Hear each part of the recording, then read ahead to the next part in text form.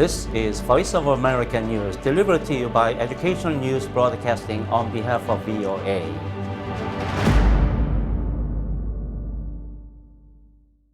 Good evening, viewers. I'm Haesung Lee, a professor at Georgia Central University, and here's tonight's news.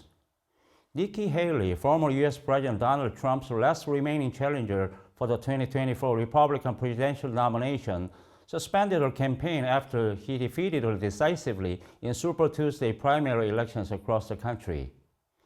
Haley, Trump's one-time United Nations ambassador, congratulated Trump but did not endorse him. But she acknowledged the almost certain likelihood that he will be the Republican standard-bearer in the November 5th election against President Joe Biden, who also swept to victories over token opposition in Super Tuesday's Democratic Party primaries.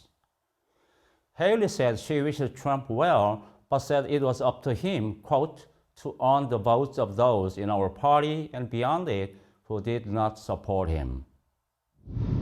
Turning now to Biden and Trump's verbal attacks on each other.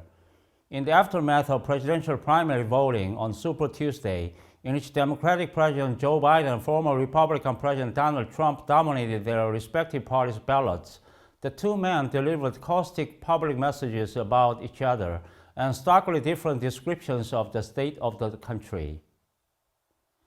In a statement issued after the Super Tuesday presidential primaries, Biden warned that a second Trump presidency would pose an existential threat to American democracy.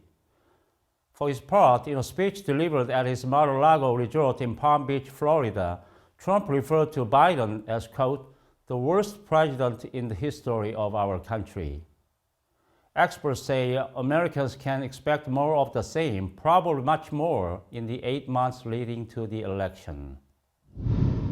We now go to Hong Kong.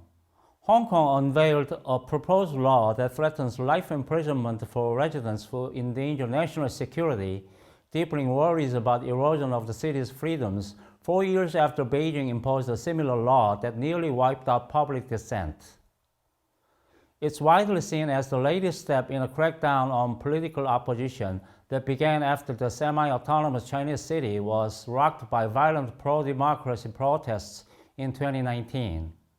Since then, authorities have crushed the city's once vibrant political culture. Many of the city's leading pro-democracy activists have been arrested and others fled abroad. Dozens of civil society groups have been disbanded, and outspoken media outlets like Apple Daily and Stand News have been shut down. Hong Kong leader John Lee has urged the legislators to push the Safeguarding National Security Bill through at full speed, and lawmakers began debate hours after the bill was released publicly. It is expected to pass easily, possibly in weeks, in a legislature packed with Beijing loyalists.